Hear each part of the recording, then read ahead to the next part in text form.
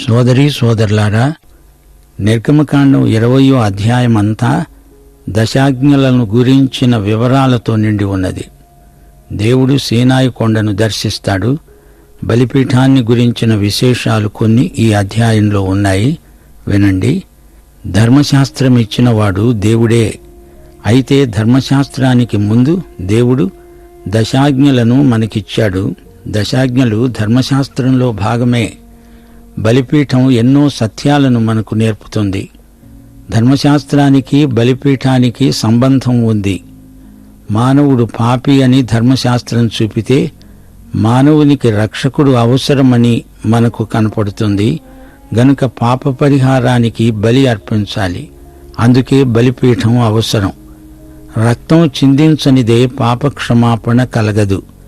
మనకు అద్దం ముందుంటే మన ముఖం ఎలా ఉందో కనపడుతుంది. ధర్మశాస్త్రం అనే అద్దంలో చూస్తే మనం పాపులమని ఇట్టే తేలిపోతుంది. ముఖం కడుక్కోవడానికి నీరు కావాలి. అద్దంతో ముఖం కడుక్కోలేము గదా. మన ముఖం మీది మురికిని అద్దం చూపుతుంది, అంతే. అయితే ముఖం కడుక్కునేటందుకు నీరు తప్పనిసరిగా కావాలి. యేసు రక్తనిధి మన కోసం సిద్ధంగా ఉంది. ఇమ్మానుయేలు రక్తనాళాలలో నుండి మన కోసమై స్రవించిన పుణ్య రక్తం.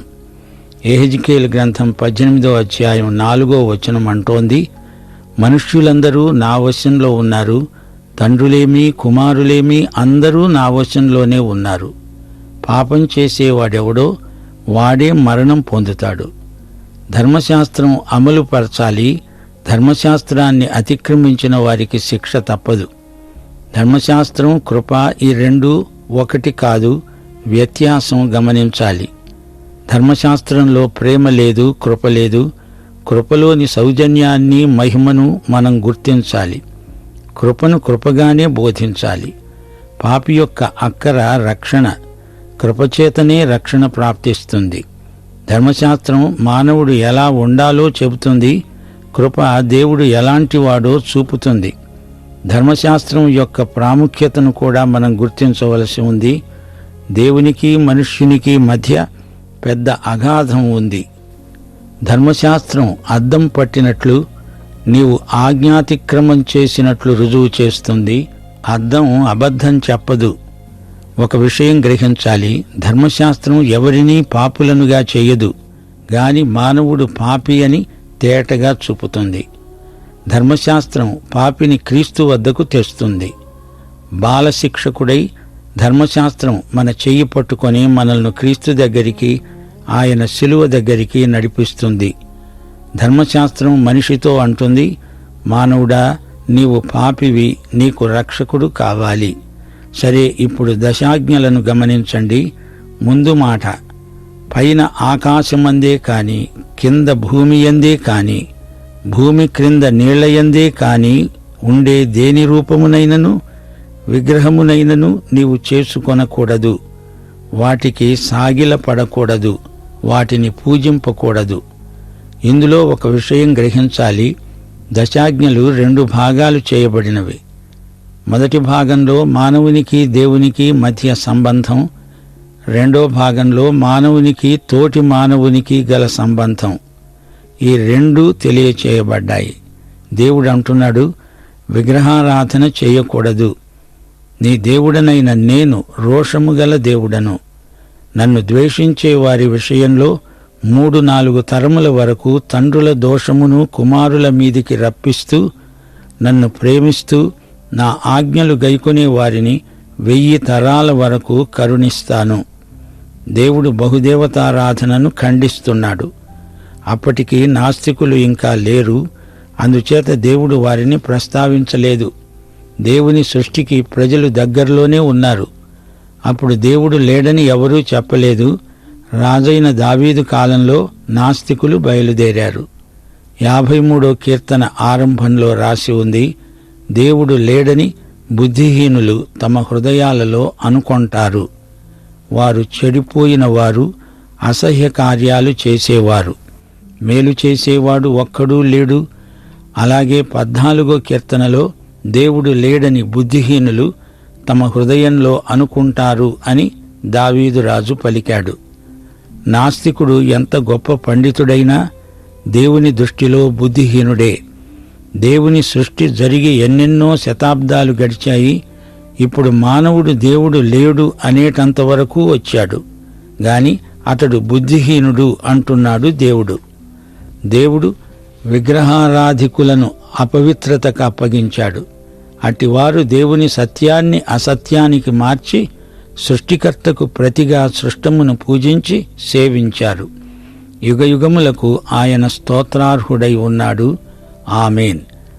విగ్రహారాధన కేవలం వస్తు ఆరాధన మాత్రమే కాదు. కొలసీ పత్రిక 3వ అధ్యాయం 5వ వచనం ప్రకారం జారత్వము, అపవిత్రత, కామాతురత, దురాశ, ధనాపేక్ష మొదలైనవన్నీ విగ్రహారాధనతో సమానమే. నీవు దేనిని అన్నిటికంటే ఎక్కువగా ప్రేమిస్తావో అదే నీ విగ్రహమవుతుంది. బాహిరమైన విగ్రహాలను పూజింపకపోవచ్చు గాని ఆంతరంగికమైన, మానసికమైన విగ్రహాలను ఆరాధించేవారు క్రైస్తవుల్లో కూడా చాలామంది ఉన్నారు. కొందరికి దుర్వ్యసనాలు విగ్రహాలైపోతాయి. ఈ యుగదేవత అనేక మంది యువతీ యువకులను ఆకర్షిస్తున్నది. పూర్వకాలంలో బత్సూస్ అనే దేవత, అఫ్రొడైట్ అనే దేవత, మేమన్ అనే దేవత మొదలైన దేవతలకు అప్పటి తరం మనుష్యులు వశమైపోయి అవే క్రియలు చెయ్యసాగారు. నీ దేవుడైన యెహోవా నామమును వ్యర్థముగా ఉచ్చరింపకూడదు. యెహోవా తన నామమును వ్యర్థముగా ఉచ్చరించేవానిని నిర్దోషిగా ఎంచడు. అనగా దేవుని నామమును దూషించకూడదు. దేవుని పేరట ఒట్టు పెట్టుకోకూడదు. ఆయన పరిశుద్ధుడైన దేవుడు. కొందరు ప్రతి చిల్లర విషయానికి దేవుని పేరెత్తుతారు. కొందరి భాషా పదాలలో దైవదూషణ మాటలు ఎక్కువగా ఉంటాయి. రక్షణ పొందితే అలాంటి వారి నిఘంటువు చిన్నదవుతుంది. 4వ ఆజ్ఞ 8 నుండి 11వ వచనం వరకు. విశ్రాంతి దినమును పరిశుద్ధముగా ఆచరించడానికి జ్ఞాపకముంచుకో. 6 దినములు నీవు కష్టపడి నీ పనంతా చెయ్యాలి. 7వ దినం నీ దేవుడైన యెహోవాకు విశ్రాంతి దినం. దానిలో నీవైనా, నీ కుమారుడైనా, నీ కుమార్తె అయినా, నీ దాసుడైనా, నీ దాసి అయినా, నీ ఇండ్లలో ఉన్న పరదేశి అయినా ఏ పని చెయ్యకూడదు. 6 దినాలలో యెహోవా ఆకాశమును, భూమిని, సముద్రమును, వాటిలోని సమస్తమును సృజించి 7వ దినమున విశ్రమించాడు.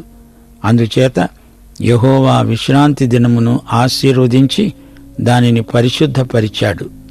సోదరీ సోదరులారా, గ్రహించండి. సబ్బాతు దినం ఇశ్రాయేలు జాతికి అనుగ్రహించబడింది. ఇది ఒక నిబంధన.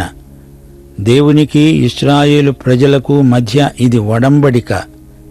నిర్గమకాండం 31వ అధ్యాయం 13 నుండి 17వ వచనం వరకు ఈ విషయం తేటపరచబడింది. దేవుడన్నాడు, నా విశ్రాంతి దినాన్ని ఆచరించండి.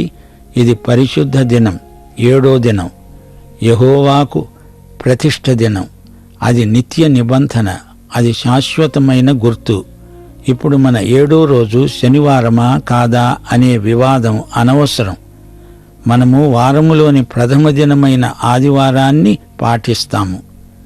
ఎందుకనగా అది యేసుక్రీస్తు పునరుత్థాన దినం. ఇప్పుడు నీకు, నీ తోటివారికి మధ్య ఉన్న సంబంధాలు ముఖ్యం. నీ దేవుడైన యెహోవా నీకు అనుగ్రహించే దేశంలో నీవు దీర్ఘాయుష్మంతుడవు అవ్వాలి అంటే నీ తల్లిని, తండ్రిని సన్మానించు. అవును, తల్లిదండ్రులను ప్రతి విశ్వాసీ సన్మానించి తీరాలి. 6వ ఆజ్ఞ, నరహత్య చెయ్యకూడదు. నిజమే, మనిషిని మనిషి చంపకూడదు. ఇది జాతి అంతటికీ ఉద్దేశించింది కాదు. ఇది వ్యక్తిగతమైన ఆజ్ఞ. ఇది న్యాయస్థానానికి చెందింది కాదు. జాతీయ యుద్ధాలకు సంబంధించింది కాదు.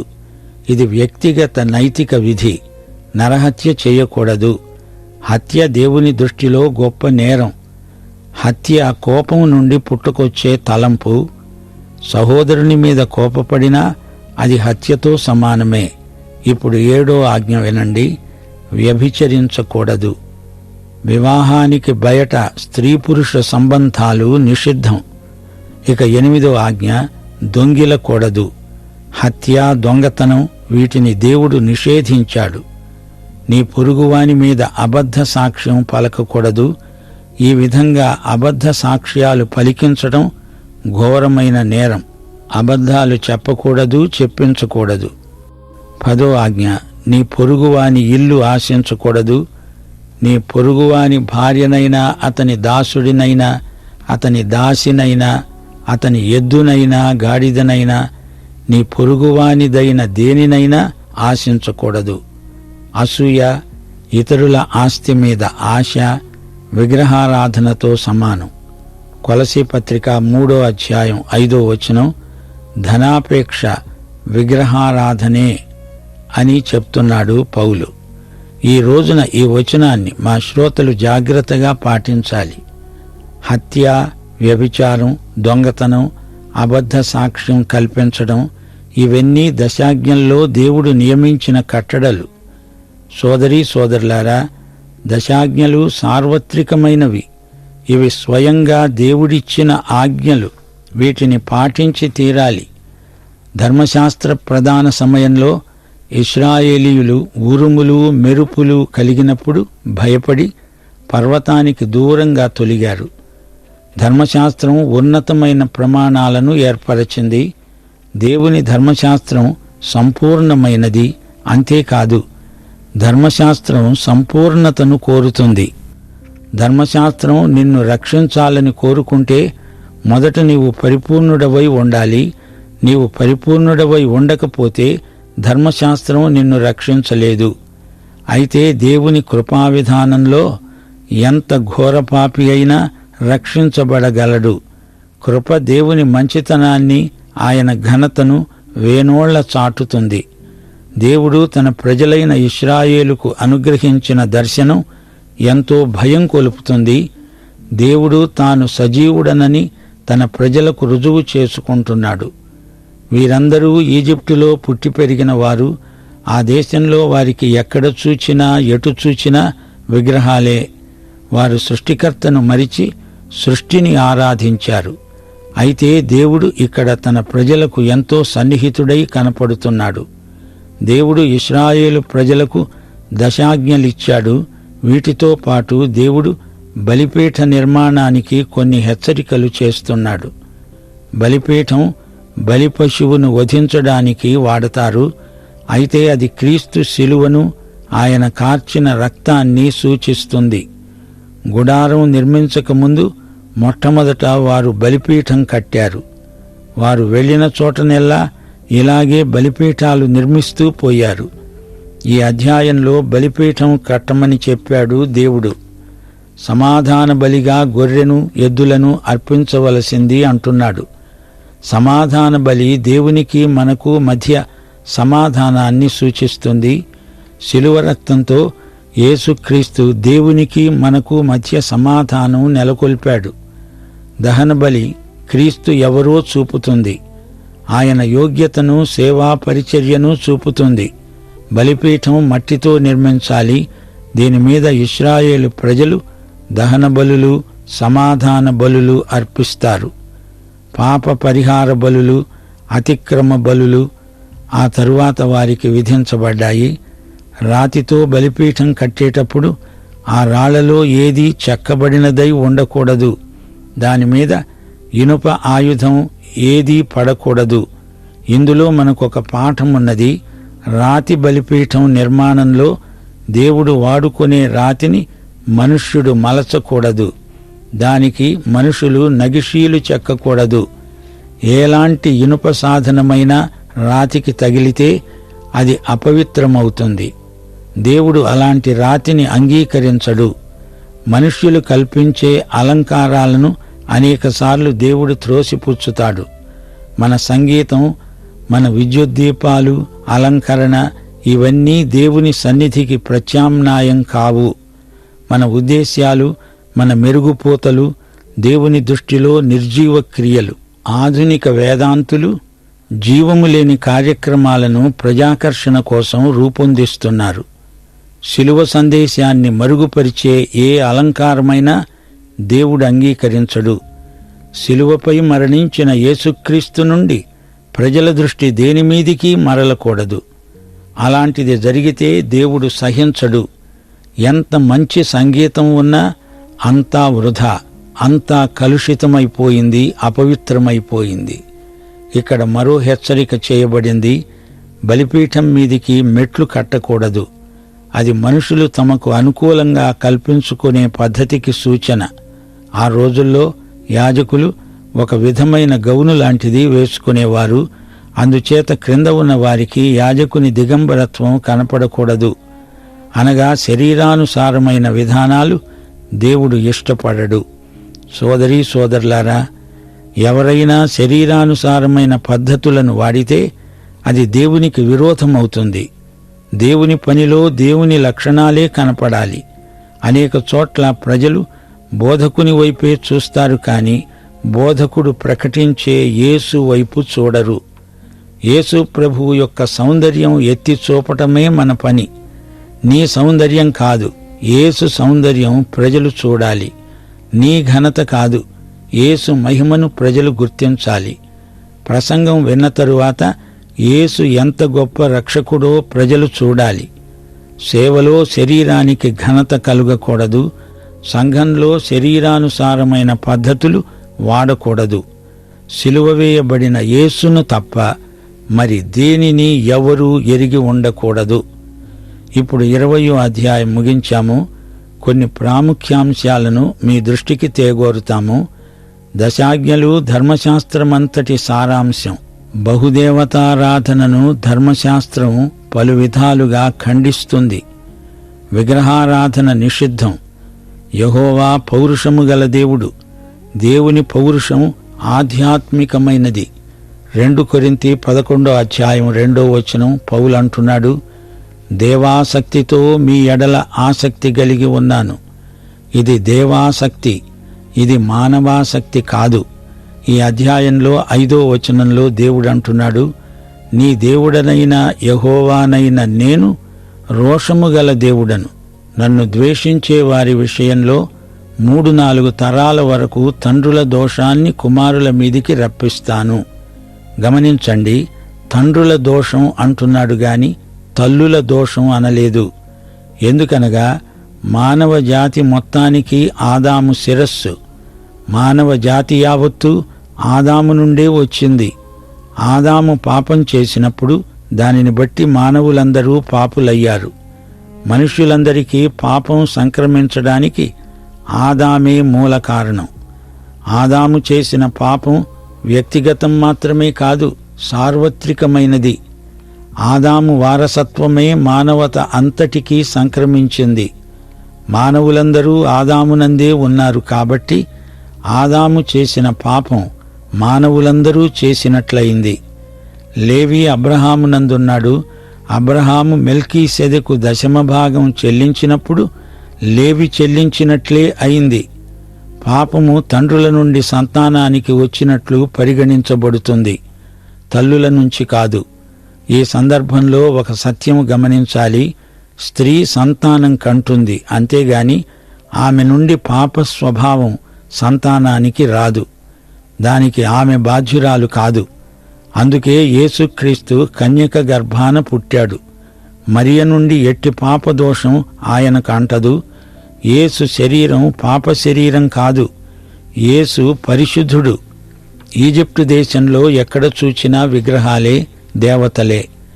అనేక దేవతలను ఆరాధించటం ఆ దేశంలో పరిపాటి. ఈజిప్టులోని అనేక దేవతల్లో యెహోవా ఒకడు కాడు. నేనే ఏకైక దేవుడను అని యెహోవా ప్రత్యేకంగా ప్రకటన చేశాడు. వారిని ఈజిప్టు దేశం నుండి నడిపించిన యెహోవా ఒక్కడే దేవుడు. ఈ సత్యాన్ని పాటించకపోతే వారు ఆయన ప్రజలు అనిపించుకోరు. ఇదే మొదటి ఆజ్ఞ. అన్నిటికంటే ముఖ్యమైన ఆజ్ఞ కూడా ఇదే. ఈ రోజున సమాజంలో కొన్ని విలువలు దేవుళ్ళై ప్రజల నెత్తిమీదికెక్కి కూర్చుంటున్నాయి. డబ్బు, కీర్తి, పని, వినోదం మొదలైనవి మన జీవితంలో ప్రథమ స్థానం ఆక్రమిస్తే అవే మనకు దేవుళ్ళవుతాయి.